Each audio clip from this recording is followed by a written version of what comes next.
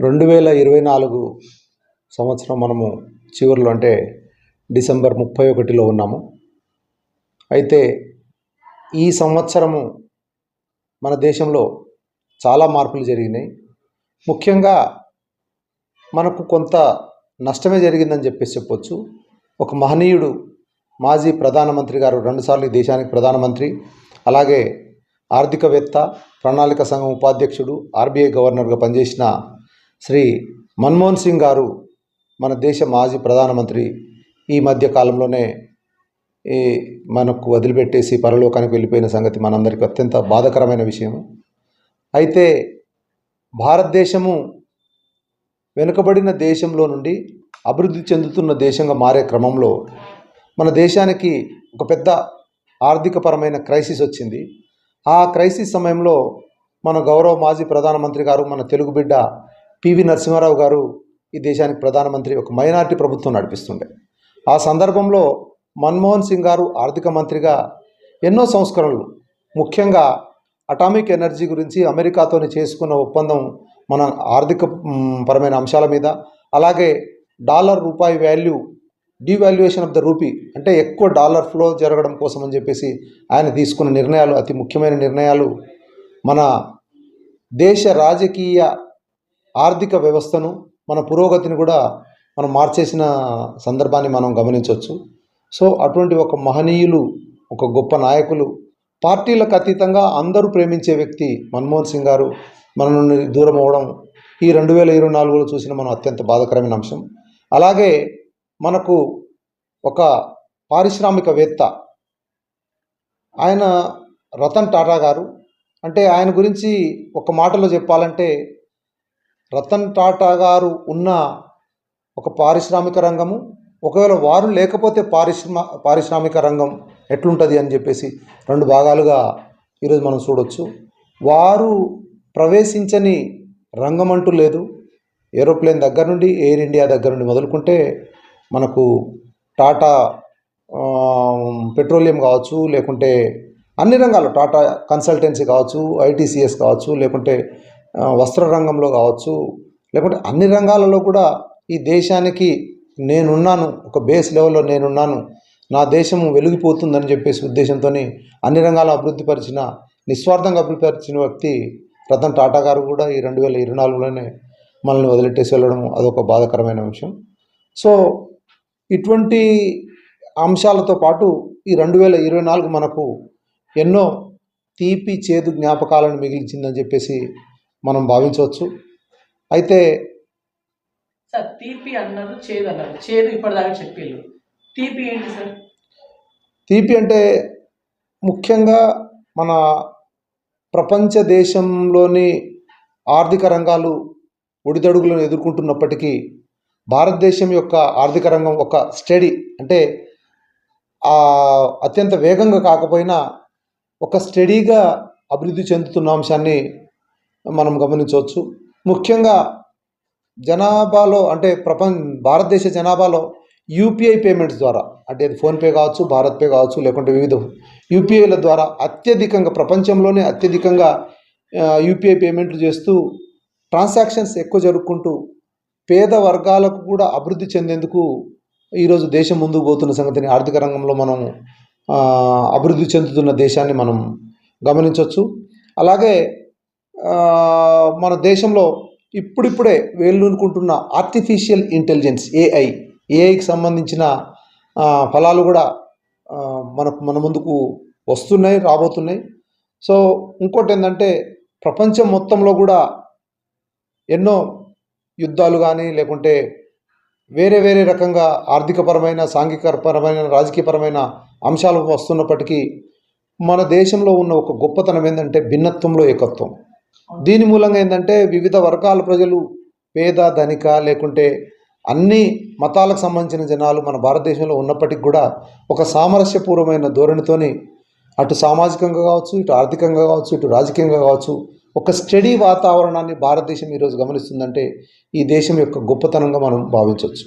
Okay, ఇప్పుడు హిమాలయం అయితే రోజు రోజుకి కరుగుతుంది. ఎస్, అంటే భారతదేశానికి ముప్పు అనేది వాటిల్లబోతుంది అనేది ఒక బిగ్ చర్చ. సో దీని గురించి ఈ 2024లో ఖచ్చితంగా అంటే గ్లోబల్ వార్మింగ్, ఈ ఉష్ణోగ్రత పెరుగుదల అనేది అంటే ఒక 20-30 సంవత్సరాల క్రితము యావరేజ్ టెంపరేచర్ సమ్మర్లో ఏంటంటే 40-41 డిగ్రీలు ఉంటే ఇప్పుడు దాదాపు 43-44 డిగ్రీల ఉష్ణోగ్రత యావరేజ్ టెంపరేచర్ను మనం చూస్తూ ఉన్నాం.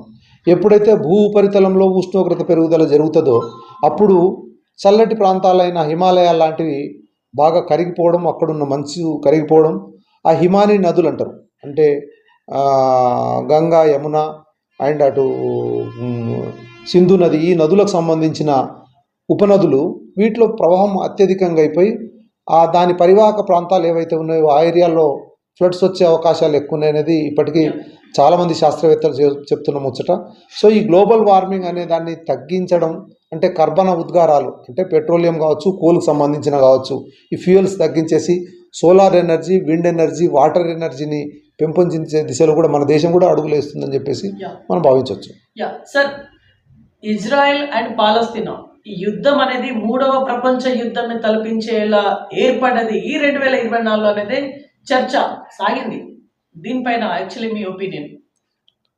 ఇప్పుడు ప్రపంచ పటం మొత్తంలో చూస్తూ ఉంటే 2 దేశాల మధ్య యుద్ధం అంటే ఇక్కడ ఇజ్రాయెల్ అండ్ పాలస్తీనా, అలాగే యుక్రెయిన్ అండ్ రష్యా, ఈ 2 దేశాల మధ్య అంటే దేశాల మధ్య జరుగుతున్న పెద్ద యుద్ధాలుగా మనం భావించవచ్చు. 24లో వీటి ప్రభావం ఆ దేశాల మీదనే కాకుండా ప్రపంచం మీద కూడా ఎంతో కొంత పడ్డదనే సంగతిని కూడా మనం గమనించవచ్చు. ముఖ్యంగా ఇజ్రాయెల్ పాలస్తీనా వారు దీనికి జరుగుతున్నది పశ్చిమాసియాలో అయితే దీనికి మూలాలన్నీ యూరోప్లో ఉన్నాయి. అలాగే యుక్రెయిన్ అండ్ రష్యా యుద్ధాన్ని చూస్తూ ఉంటే అది ఉత్తర భాగంలో అంటే ఈ భూగోళానికి ఉత్తర భాగంలో యుద్ధం జరుగుతూ ఉంటే దీనికి సంబంధించిన మూలాలన్నీ కూడా యూరోప్లోనే ఉన్నాయి.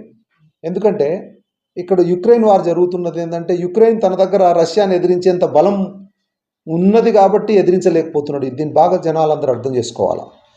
ఆయన యూరోప్ మీద ఆధారపడి యూరోప్ వాళ్ళు నాకు ఆయుధాలు సప్లై చేస్తారు, లేకుంటే నాకు డబ్బులు సప్లై చేస్తారు, లేకుంటే ఇంకేదైనా సపోర్ట్ చేస్తారు కాబట్టి నేను రష్యాతో యుద్ధం చేస్తా అని చెప్పేసి చేస్తూ ఉన్నాడు. ఈ యుద్ధం జరగవద్దు, మేము ఎటువంటి సప్లై చేయలేదు అని చెప్పేసి ఒకవేళ యూరోప్ మొత్తం యూరోప్లోని దేశాలు సో అవి అంటే నాటో దేశాలు అంటారు వాటిని, నార్త్ అట్లాంటిక్ ట్రీటీ ఆర్గనైజేషన్. ఈ నాటో దేశాలు నీకు సపోర్ట్ చేయట్లేదు పోయి నువ్వు యుద్ధం చేయొద్దు అని చెప్పేసి అంటే ఈరోజు జెలెన్స్కీ యుద్ధం చేస్తాడా? యుక్రెయిన్ యుద్ధం చేస్తుందా? అంటే రష్యాతో ఉడంబడికలో మంచిగా కలిసిపోయేటోళ్ళు కదా. అంటే దానికి కారణం ఆజ్యం పోస్తున్నది ఎవరు? నాటో దేశాలు. అలాగే ఇదే నాటో దేశాలు డైరెక్ట్గానో ఇండైరెక్ట్గానో ఇజ్రాయెల్లో ఉన్న జ్యూస్కు, యూదులకు సపోర్ట్ చేయడం ద్వారా ఇజ్రాయెల్ అనే ఒక చిన్న దేశము తన చుట్టుపక్కల ఉన్న 3-4 అరబ్ దేశాలను ఒకేసారి యుద్ధం చేస్తున్నదంటే దీనికి మళ్ళీ సపోర్ట్ ఎక్కడి నుండి దొరుకుతున్నది? అంటే యూరోప్లో నుండి దీనికి సంబంధించిన సపోర్ట్ దొరుకుతున్నదని చెప్పేసి దేశ ప్రజలందరూ గమనించాలి. ఒకవేళ నాటో దేశాలు, యూరోప్ దేశాలు ఏవైతే ఉన్నాయో శాంతియుతానికి సంబంధించిన సరి అయిన నిర్ణయాలు తీసుకుంటే ఈ 2 యుద్ధాలు ఒకే రోజు ఆగిపోతాయి. కానీ పక్కళ్ళ ఇల్లు కాలిపోతూ ఉంటే చూసి అది ఎట్లుంటుందో చూద్దామని చెప్పేసి ఒక యాటిట్యూడ్తోనే ఈరోజు నాటో దేశాలు భావిస్తున్నాయని చెప్పేసి నేనైతే భావిస్తూ ఉన్నాను. ఉదాహరణకు ఇప్పుడు మన కాశ్మీర్కు సపరేట్ ఆర్టికల్ 370 ద్వారా సపరేట్ రాజ్యాంగం ఉన్నది అని చెప్పేసి మనం చాలా రోజులు చదువుకున్నాం. ఈ మధ్యలో అది లేదు.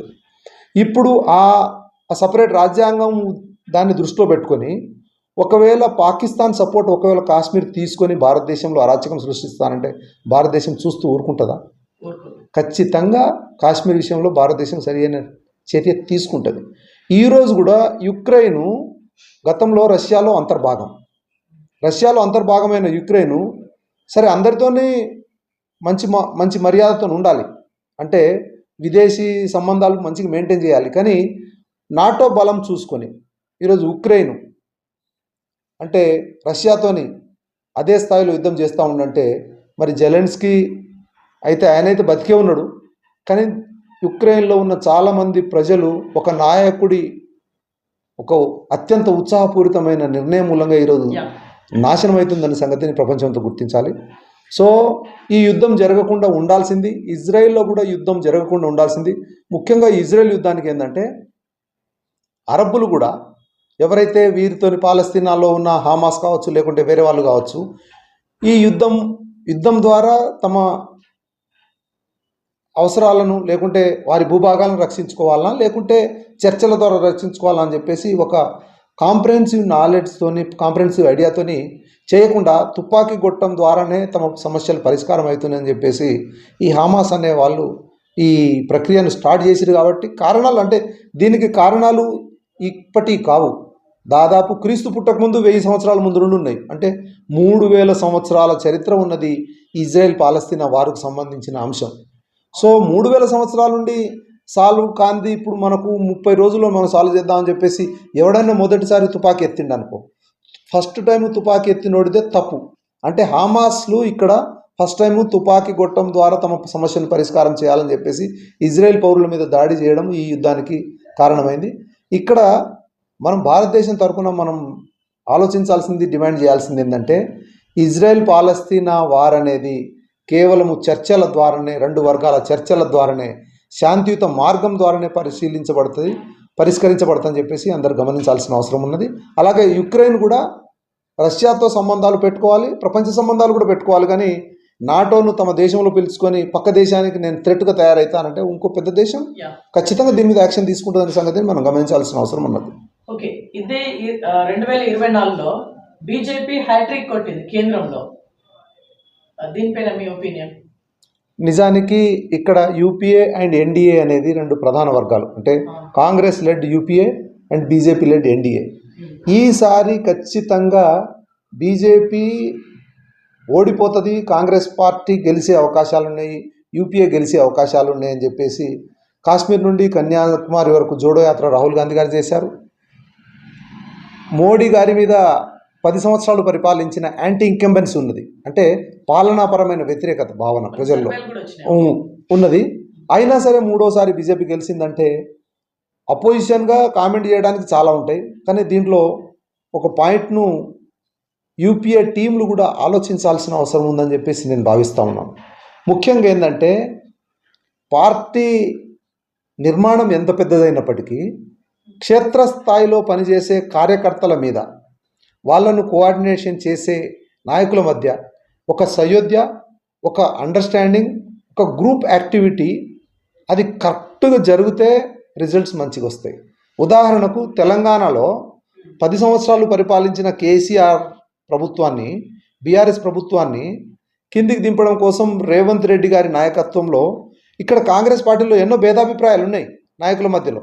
అయినా సరే ఎలక్షన్ గెలవాలనే ఒక కామన్ సూత్రం ద్వారా తెలంగాణలో మనం గెలిచినాం, కామన్ సూత్రం ద్వారా కర్ణాటకలో కాంగ్రెస్ గెలిచింది. ఇక్కడ గెలిచిన సూత్రాలను కేంద్ర స్థాయిలో యూపీఏ ఎందుకు అమలు చేయలేకపోయింది, ఎక్కడ ఫెయిల్ అయిందని చెప్పేసి యూపీఏ ఆలోచించుకోవాల్సిన అవసరం ఉన్నది. బీజేపీ 2 సార్లు పరిపాలనలో ఉన్నప్పటికీ మూడోసారి పరిపాలన ఎందుకు వచ్చింది అంటే దీంట్లో క్షేత్రస్థాయిలో ఆది నాయకుడు అంటే అగ్రస్థాయి నాయకుడు చెప్పిన అంశాన్ని కింది స్థాయి వరకు తీసుకెళ్లిన నాయకులు, కార్యకర్తలు బీజేపీలో ఎవరు, యూపీఏలో తీసుకువెళ్ళని కార్యకర్తలు ఎవరు అని చెప్పేసి ఈరోజు పోస్ట్ మార్టం చేసుకోవాల్సిన అవసరం ఉన్నది. ఎప్పుడైతే ఫలితాల మీద సరి అయిన విధంగా పోస్ట్ మార్టం జరగకపోతే, లేకుంటే రాబోవు ఎన్నికల యుద్ధం కోసం చెప్పేసి సరి అయిన ప్రణాళిక లేకపోతే అవే ఫలితాలు మళ్ళీ పునరావృతం అయ్యే అవకాశాలు ఉన్నాయి.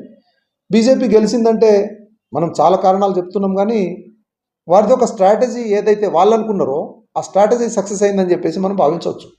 ఓకే, తెలంగాణ స్టేట్ విషయానికి వస్తే కాంగ్రెస్ పార్టీ నిజంగా మీరు అన్నట్టుగానే ఊహించని విధంగా అధికారంలోకి వచ్చింది. 1 సంవత్సరం ప్రజాపాలన కంప్లీట్ అయింది. ఊహించని విధంగా రాలేదు. కాంగ్రెస్ పార్టీ ఒక రాష్ట్ర స్థాయిలో ఒక స్పష్టమైన స్ట్రాటజీని, ఒక్కొక్క నియోజకవర్గంలో ఎలా గెలవాలనే ఒక పద్ధతిని, ఒక ప్రణాళికాబద్ధంగా 2 సంవత్సరాల నుండి, అంటే ఎన్నికలు జరగకముందు 2 సంవత్సరాల నుండి ఒక ప్రణాళికాబద్ధంగా చేసిన శ్రమ ఫలితమే, చెమట బిందువుల ప్రతిరూపమే కాంగ్రెస్ అధికారం. ఇది అనూహ్యంగా ఏం రాలేదు, అనూహ్యంగా వచ్చిందని చెప్పేసి బీఆర్ఎస్ వాళ్ళు చెప్తుర్రేమో, కానీ ఇది కష్టంతో వచ్చిన ఫలితం అని చెప్పేసి మనం భావించాలి. బీఆర్ఎస్ బాస్ కేసీఆర్ ఏమని ప్రెస్ మీట్ పెట్టిల్లు, 105 మేము గెలవబోతున్నాము అని చెప్పి సర్వేలు కూడా కొన్ని అట్లా చెప్పినాయి. సో ఇది అనూహ్యంగా వచ్చింది అనడంలో ఏం చెప్తారు దీని గురించి? కేసీఆర్ గారు తనకు తాను అతిగా ఊహించుకున్నారు. 105 అని. తనకు తాను అతిగా ఊహించుకున్నారు.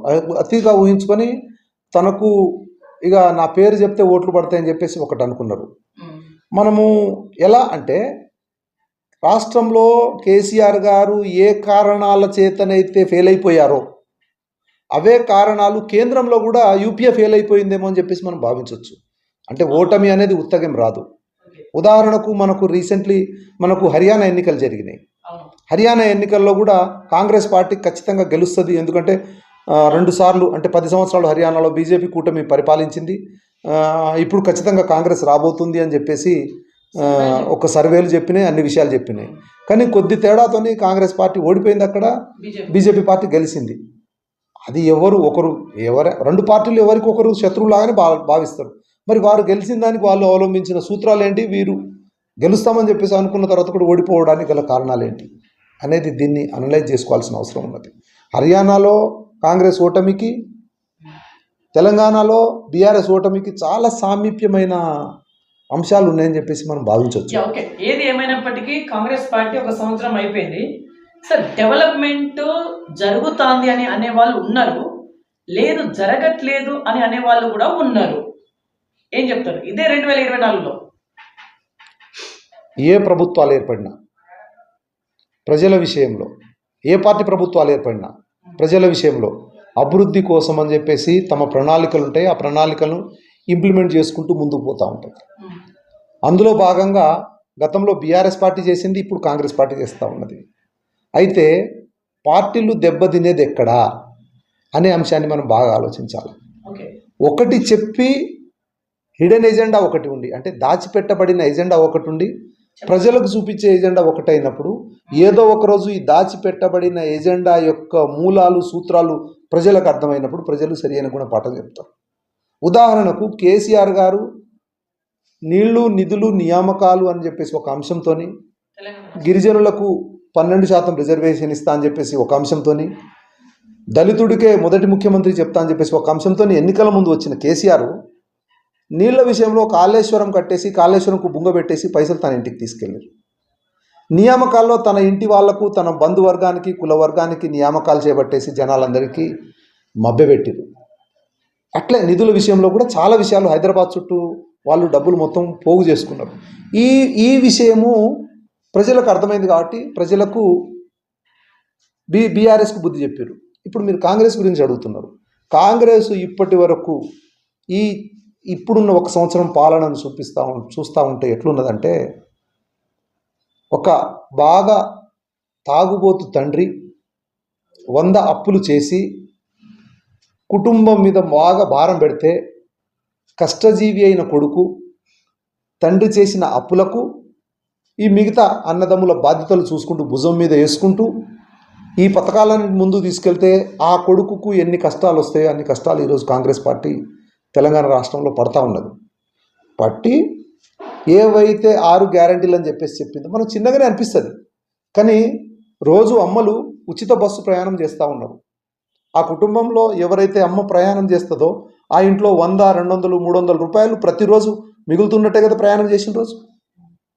నెలకు 200 యూనిట్ల ఫ్రీ కరెంట్ అన్నప్పుడు దానికి సంబంధించిన బిల్లు 500, 600 ఎంత అనేది కాదు, ప్రతి కుటుంబానికి ఆ మేరకు అది లాభం జరుగుతున్నట్టే కదా.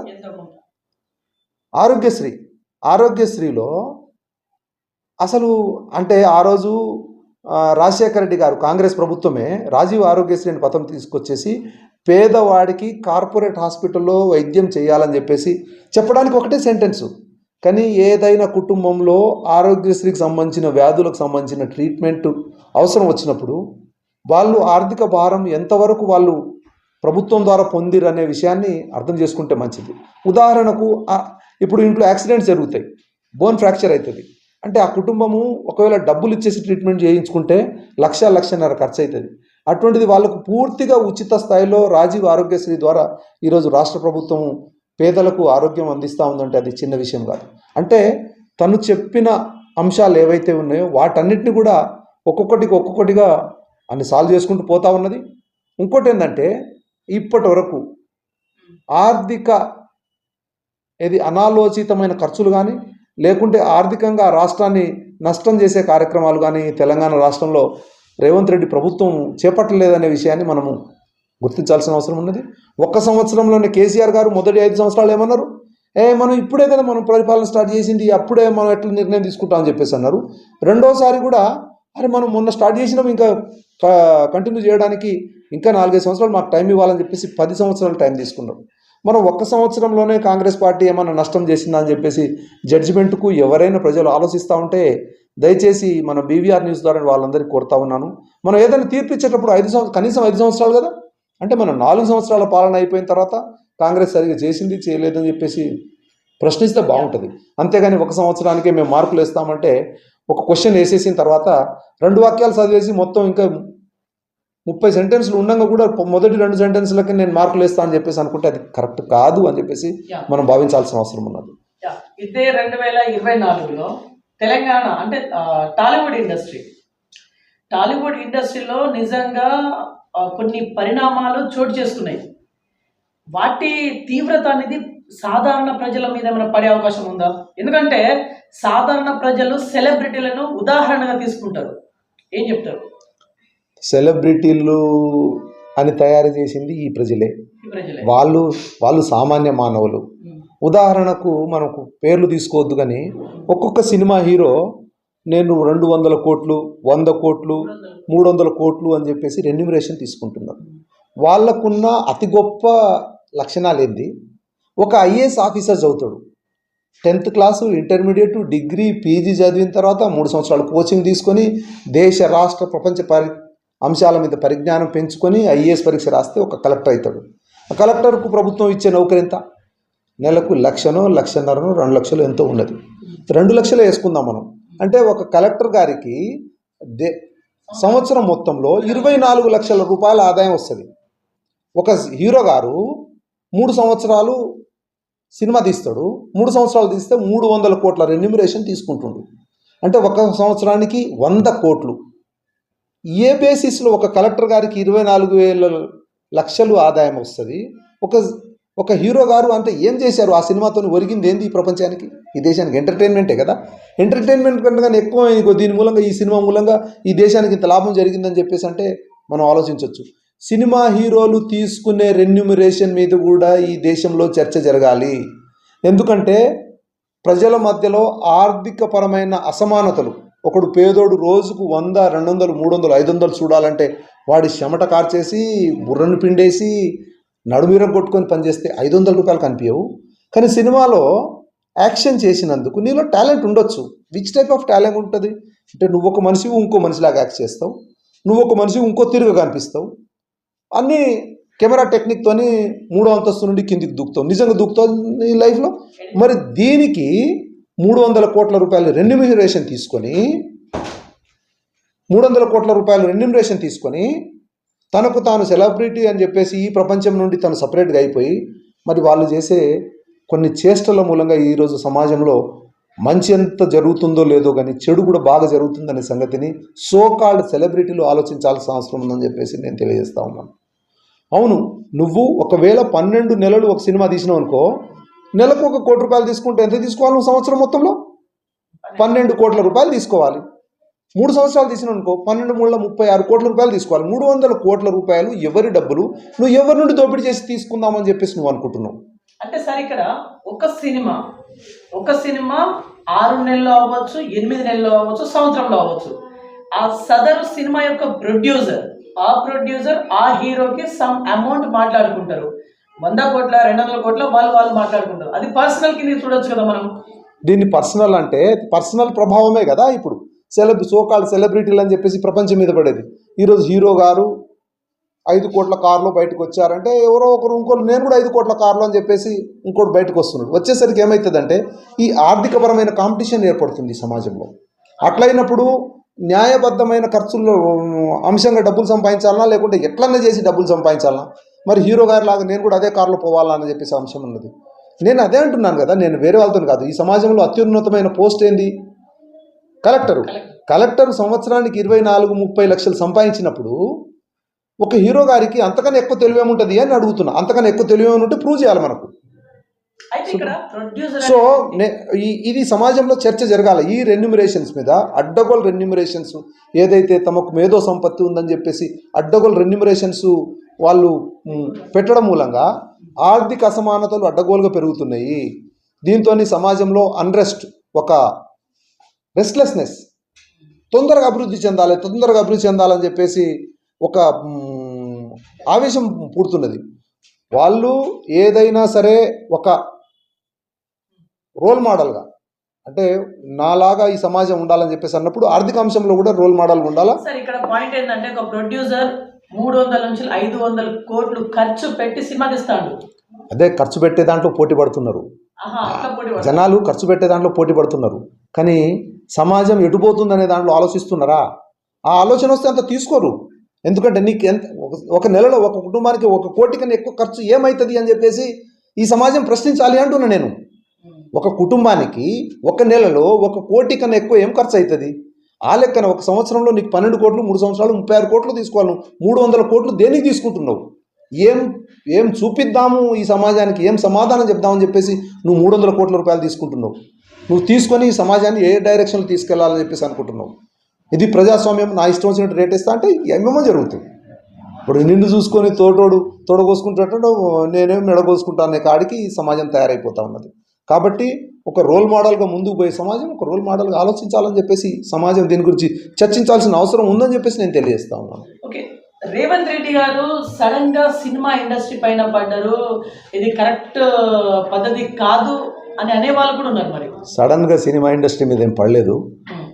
ఎవరైనా సరే అన్యాయాన్ని ఎదిరించినప్పుడు అన్యాయం చేస్తున్న జనాలందరూ ఏకమవుతారు. ఒకడు అన్యాయాన్ని ఎదిరిస్తున్నప్పుడు అన్యాయం చేసే జనాలందరూ ఏకమవుతారు. అంటే ఎన్ కన్వెన్షన్ను డ్యామేజ్ చేస్తే రేవంత్ రెడ్డి విలనా? ఎన్ కన్వెన్షన్ ఒకవేళ FTL ఏరియాలో ఆయన కడితే దానికి సపోర్ట్ చేసే వాళ్ళందరూ మంచి వాళ్ళ? ఎగ్జాంపుల్ అదే కదా. ఇప్పుడు అల్లు అర్జున్ గారు ఒక సినిమా చూస్తున్నప్పుడు ఒక తొక్కిసలాట జరిగితే దానికి ఒకరోజు మొత్తం పట్టించుకోకుండా తెల్లారి కూడా సరిగ్గా స్పందించకపోతే దీన్ని ప్రశ్నిస్తే రేవంత్ రెడ్డిది తప్ప? నువ్వు చేసిన కార్యక్రమానికి ప్రశ్నించాల్సిన అవసరం లేదా? అంటే ఎక్కడో ఒక చోట ప్రశ్నించాలి కదా. నువ్వు సెలబ్రిటీవి, స్టారు కాబట్టి నువ్వు ఏం చేసినా తప్పు కాదు, దాన్ని మేము జీ హుజూర్ అనాలని చెప్పేసి అనే పద్ధతి కరెక్టా? బెనిఫిట్ షోలు ఉండవు, తద్వారా బెనిఫిట్ షో ఎవరికి బెనిఫిట్ అవుతున్నది? నేను ఇంతకుముందు అదే చెప్పాను కదా. అడ్డగోలు ఖర్చు నువ్వు సినిమా మీద పెట్టేసి ఆ అడ్డగోలు డబ్బులను ప్రజల నుండి అర్ధరాత్రి పూట రాత్రి 1 గంటకు సినిమా పెట్టడం ఏం పద్ధతి? తద్వారా గవర్నమెంట్ కి కూడా ఆదాయం వస్తుంది కదా. గవర్నమెంట్ ఆదాయం, ఇప్పుడు నీకు ఆదాయం వస్తున్నది, నీ పక్కనున్న వాళ్ళకి ఆదాయం వస్తున్నది అని చెప్పేసి ఇంకొని దోపిడీ చేసుకోవచ్చా? ఇది ఒక రకమైన ఎమోషనల్ దోపిడీ. ఎమోషనల్, ఎందుకంటే యూత్ పిల్లలు ఏముంటారు, 20-30 సంవత్సరాల వయసులో ఏంటంటే ఆవేశం ఎక్కువ ఉంటుంది, ఆలోచన కొద్ది తక్కువ ఉంటుంది. వాడేంటంటే లేనిపోని అభిమానం హీరో మీద పెట్టుకొని అర్ధరాత్రిపై సినిమా చూడాలని చెప్పేసి అనుకుంటాడు. సరే, వాడి ఆ కోరికను వీళ్ళేం చేస్తున్నారంటే 150 రూపాయల టికెట్ను 1500 రూపాయలు చేస్తున్నారు, ఒక 0 పెట్టేస్తున్నారు. అంత డబ్బులు ఎందుకు వసూలు చేయాలి? నువ్వు సినిమా చూడడం కోసం, 1 గంట కోసం, బయట ఎవడన్నా సేపు 1 గంట సేపు పని చేయడానికి వస్తే 1500 ఒక సామాన్యుడికి ఇస్తురా? కానీ ఒక సినిమా చూడడం కోసం వాడి దగ్గర నుండి 1500 ఎందుకు వసూలు చేస్తున్నారు? దీన్ని సమాజం ఆలోచించాలి. ఈ విపరీత ధోరణి ఏదైతే ఉన్నదో, ఏదైనా సరే మన బైక్ స్పీడ్ ఉంటుంది 50-60 ఓకే, 70-80 100 వరకు ఓకే, 200 స్పీడ్ నడిపి నువ్వు ఎక్కడో ఒక చోట గుద్దుతావు. ఈ సమాజాన్ని స్పీడ్గా నడిపించుడు అంటే అనారోగ్యమైన అన్హెల్దీ స్పీడ్లో నడిపించవద్దు. ముఖ్యంగా సోకాల్డ్ సెలబ్రిటీలు అనబడే సినిమా నాయకులు వీళ్ళు తమ విలాసాన్ని చూసుకుంటున్నారు తప్పితే సమాజం బాగోగులను మరి పట్టించుకుంటున్నారా లేదా అని ఎవడికి వాడు ప్రశ్నించుకోవాలి. తమ్మి ఇక్కడ ఎవడికి వాడు ప్రశ్నించుకోవాలి. నువ్వు ఇట్లా పట్టించుకోవట్లేదంటే డాక్టర్ సాబ్ ఫలానా డాక్టర్ సాబ్ మా మీదనే క్వశ్చన్ చేసేంత పెద్దవాడైపోయిందా అని చెప్పేసి ఒక చర్చ వస్తుంది. అది కాదు పాయింట్. ఎవడికి వాడు నేను చేసేది రైటా రాంగా అని చెప్పేసి ఆలోచించాలి. అప్పుడే అన్ని యుద్ధాలు ఆగుతాయి. యుక్రెయిన్ యుద్ధం కూడా నేను చేస్తున్నది కరెక్టా కాదా అని చెప్పేసి జెలెన్స్కీ అనుకోవాలా. జెరూసలేం కూడా, ఇక్కడ కూడా ఇజ్రాయెల్ కూడా ఈ యుద్ధం కరెక్టా కాదా ఎవడికి వాడు ఆలోచించినప్పుడు మాత్రమే ఈ యుద్ధాలు అన్రెస్ట్లు ఆగుతాయని చెప్పేసి మనం భావించాల్సిన అవసరం ఉన్నది. సినీ ఇండస్ట్రీ కూడా దీనికి అతీతులు కాదు. వీళ్ళు ఆకాశం నుండే ఊడి రాలేదు. ఈ ప్రజలు డబ్బులు పంపిస్తేనే వీళ్ళందరూ కోట్లాధిపతులయ్యారు. కాబట్టి పేద ప్రజల సంక్షేమము ఎందుకు 1500 రూపాయల టికెట్ ఎందుకు పెట్టాలి? దేనికి లేనిది. ఇప్పుడు రైతు కూడా పంటలు పండిస్తాడు. రైతు పంటలు పండియగానే ఏంది బెనిఫిట్ షోలు అని చెప్పేసి అంటాం చూడు సినిమాల కోసం. వీళ్ళకైనా బెనిఫిట్ మార్కెట్ అని ఎందుకో పెట్టరు. ఇప్పుడు వరి పండిస్తారు, ఒకేసారి 1000 బస్తాలు వడ్లు వస్తాయి. రైతులందరికీ బెనిఫిట్ మార్కెట్ పెడదాం భయ్ మనం. ఇప్పుడు మామూలుగా అయితే 500 బస్తా కొనేది ఇప్పుడు 1500 బస్తా కొందామని చెప్పేసి ఎందుకు వాళ్ళ దగ్గర కొనరు మరి వీళ్ళు సోకాల్డ్ డబ్బున్న మనుషులు. అట్లా కాదు, వాళ్ళది మాత్రం పోవద్దు. కానీ పేదోడు చెమట కార్చి అంత చేసి ఆగం చేసుకున్నాడు, ఆ డబ్బులను మాత్రం వీళ్ళకి పంచిపెట్టాలి. ఇది విపరీత ధోరణి. దీన్ని ప్రశ్నించిన వాడు నాయకుడు రేవంత్ రెడ్డి. బరాబర్ ఆయన చేసింది పేదల పక్షపాతిగా ఆయన చేసిన పని అని చెప్పేసి మనం అభివర్ణించవచ్చు. మన సినీ ఇండస్ట్రీ మీద ఏదో పగబట్టిండని చెప్పేసి ఎవడనుకుంటే అది వారి హ్రస్వ జ్ఞానానికి, పొట్టి జ్ఞానానికి ఉదాహరణ అని చెప్పేసి మనం భావించాల్సిన అవసరం ఉన్నది. రైట్. ఇదే తెలంగాణ రాష్ట్రంలో 2024లో ఒక బిగ్ హాట్ టాపిక్ హైడ్రా. ఇప్పుడు హైదరాబాద్ చుట్టూ ప్రాంతాల్లో హైడ్రా ఉంది, ఓకే. అన్ని జిల్లాలలో వస్తుందా? వస్తే మంచిది. వస్తే మంచిది. ఎందుకంటే మనకు శ్రీమతి ఇందిరాగాంధీ గారు భూ సంస్కరణ చట్టం తీసుకొచ్చారు. ఇందిరాగాంధీ గారు 1970 ఆ ప్రాంతంలో అనుకుంటాను. ఆ టైంలో ఒక్కొక్కరికి భూస్వాములకు 100 ఎకరాలు 1000 ఎకరాలు భూములు ఉండే ఒకరి పేరు మీదనే. అయితే దానికి ఒక లిమిట్ పెట్టారు ఇందిరాగాంధీ గారు. ఒక లిమిట్ పెట్టేసి మీ దగ్గర ఒక 20-30 ఎకరాలు 50 ఎకరాలు మీ దగ్గర ఉంచుకొని మిగతా భూములన్నీ కూడా మీరు దానం చేయాలని చెప్పేసి జనాలందరికీ ఒక మోటివేట్ చేశారు. తద్వారా ఏంటంటే ఒక్కరి చేతిలో ఉన్న 100,000 ఎకరాల భూమి ప్రభుత్వం చేతికి వచ్చేసి ప్రభుత్వం పేదలకు పంచిపెట్టింది. అంటే భూ సంస్కరణ అనేది అప్పుడు వచ్చింది. అలాగే ఈరోజు ఈ హైడ్రా లాంటి విషయంలో కూడా ప్రభుత్వం ఏదైతే గొప్ప ఉద్దేశంతో చేపట్టిందో కేవలం హైదరాబాదేనా ఇప్పుడు నష్టపోయేది? ఇప్పుడు ఏదైనా ప్రాంతంలో కూడా మన చెరువులు, కుంటలు, అడవులు, లేకుంటే ప్రభుత్వానికి సంబంధించిన స్థలాలు కానికంటే ప్రజలకు పనికొచ్చే స్థలాలు కానీ, గుట్టలు కానీ, వీటిని ఎవడో ఒక్కడు ఆక్యుపై చేసేసి ఆ గుట్టల మీద క్రషర్లు పెట్టేసి దాన్ని సర్వనాశనం చేసేసి చెరువు కట్టను ధ్వంసం చేసేసి అక్కడ ఒక రియల్ ఎస్టేట్ అని చెప్పేసి కాలనీ, అంటే రియల్ ఎస్టేట్ చేసేవాడు కాలనీ కట్టేవాడు ఎవరికి బెనిఫిట్ అవుతుందండి? ఎక్కడో అడవులలో దూరంగా తీసుకెళ్ళేసి టౌన్కు దూరంగా తీసుకెళ్ళేసి ఇది ప్లాటింగ్ చేసేసి పేపర్ మీద చూపించేసి వాడు ఒక్కడే సొమ్ము చేసుకొని వెళ్ళిపోతాడు. నేను గమనిస్తూ ఉన్నాను, జనగామ నుండి వరంగల్ పోతూ ఉంటే దారి మధ్యలో ఎన్నో వరి పొలాలు, పంట పొలాలన్నీ కూడా ప్లాట్స్ అయిపోయి అటు ఇల్లు కట్టట్లేదు, ఇటు పంటలు పండించట్లేదు. ఎవడి జేబులో పోయిన డబ్బులు? రైతు అమ్మేటప్పుడేమో ఎకరానికేమో 10 లక్షలట 15 లక్షలట. అదే ఒక రియల్ ఎస్టేట్ దానికి ప్లాట్ చేసేసి 200 గజాలకు అమ్మేటప్పుడేమో 10 లక్షలు 15 లక్షలట. 200 గజాలకు 10-15 లక్షలు, 2 ఎకరాలకు కూడా 10-15 లక్షలు. అంటే రైతు కమోడిటీ అమ్మేటప్పుడేమో చాలా తక్కువ రేటు, అలాగే ఈడు రియల్ ఎస్టేట్ అమ్మేటప్పుడేమో అడవుల రేటు. అంటే ఇటువంటి ధోరణిని వితౌట్ ప్రాపర్ పర్మిషను ప్రజల సొమ్ము ప్రజలకే ఉండాలని చెప్పేసి ఈరోజు రేవంత్ రెడ్డి గారి నాయకత్వంలో ప్రభుత్వం ఆలోచిస్తూ ఉన్నది. దీనికి అన్ని జిల్లాలకు విస్తరించాల్సిన అవసరం ఉందని చెప్పేసి మనం భావించాల్సిన అవసరం ఉన్నది. ఓకే సార్, ఓవరాల్గా 2024 అనేది ప్రజలకి మంచిని చేకూర్చిందా? అసలు ఓవరాల్గా ప్రజలకి ఏమిచ్చింది ఈ 2024 ప్రజలకు ఏమిచ్చింది? 2024 ఒక మిక్స్డ్ ఫలితాలను ఇచ్చిందని చెప్పేసి అనొచ్చు.